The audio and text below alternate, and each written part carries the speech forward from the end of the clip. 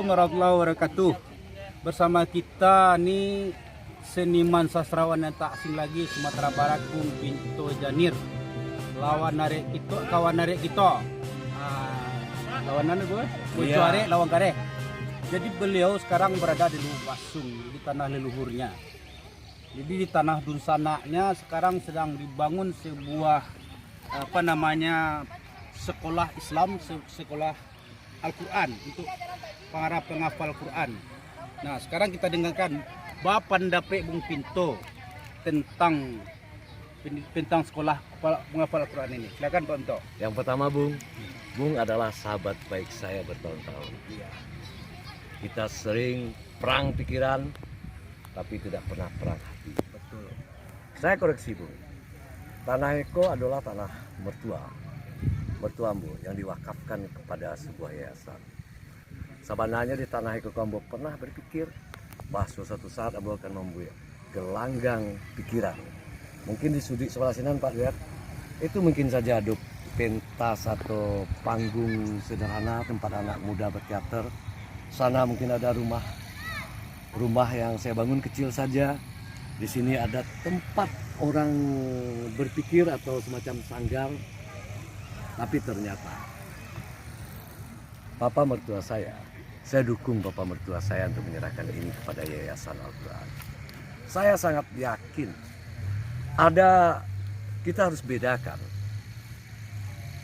apa perbedaan antara apa, Bung? Antara orang pandai, pintar dengan orang cerdas. Bagi saya, orang pintar untuk bisa melakukan dan membuat sesuatu, dia harus belajar. Ruangnya lokal. Bung, kalau kita ingin pintar, Bung, dekati gurumu. Jangan sakiti hati gurumu. Orang pintar karena dia sering belajar, sering membaca, literasinya luar biasa, dia menjadi bijaksana. Adatnya orang pintar adalah bijaksana. Untuk menjadi pintar kita harus belajar, ruang belajarnya adalah guru. Untuk menjadi pintar, ruang belajarnya adalah lokal. Untuk menjadi pintar, dekati guru, jangan sakiti guru. Orang pintar, sifat dan adatnya adalah bijak. Bijaksana adalah mengambil suatu pilihan yang paling sedikit risikonya ya, Bung. Kemudian bagaimana dengan kecerdasan? Baik, Bung Pinto. Saya harus uraikan ini dulu, baru saya akan jawab. Lanjut. Bagaimana dengan soal kecerdasan? Kecerdasan, orang cerdas, Bung, untuk bisa dan mampu melakukan sesuatu, dia tidak butuh belajar. Bung katanya, mengapa?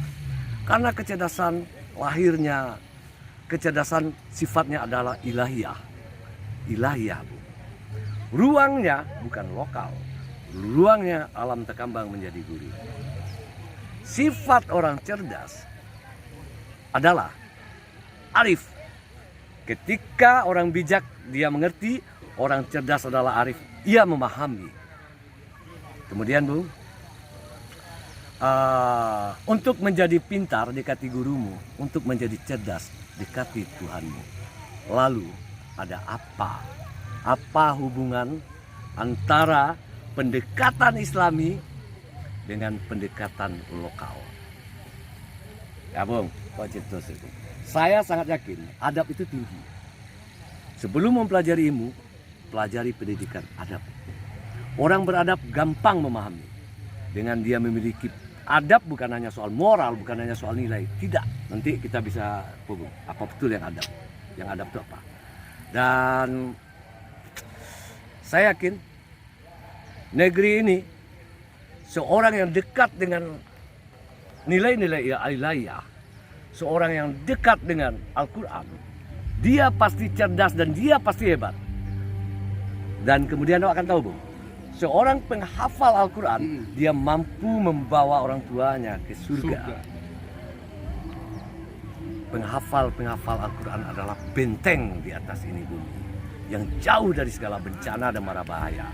Kalau andai kata Minangkabau ini ingin terlepas dari bencana dan bahaya, Anda akan tahu kan, Pak Gamawan pernah bicara bahwa Sumatera Barat adalah etalase dari segala bencana.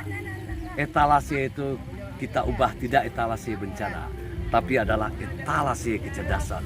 Jalan satu-satunya, masing-masing daerah masing-masing kota mari ciptakan para hafiz Al-Quran.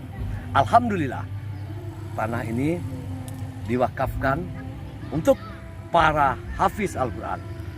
Saya melihat Bung, berapa hari yang lalu saya ke Sawalunto, kemudian program dari Sawalunto itu satu yang paling luar biasa Bung, menciptakan para penghafal Al-Quran. Jangan bicara leh, membangun gedung, membangun jalan itu tak ada susahnya, ada duit bisa dibangun. Tapi bagaimana dibangun pikiran dan adab? Bung, yuk, mari kita membangun kebenaran. Bahwa kebenaran adalah kekuatan. Tidak ada kekuatan yang lebih maha kuat selain dari kekuatan daripadanya. Bila Allah sudah berkehendak, tak ada yang tak mungkin. Wala takafa wala tahzan innallaha ma'ana. Jangan takut, jangan gentar, Tuhan bersama kita. La ilaha illa anta subhanaka inni kuntu minaz zalimin. Terima kasih, Bu. Demikian Bung Pinto Janir sang inspirator. M. Kudri dari Luwasung melaporkan.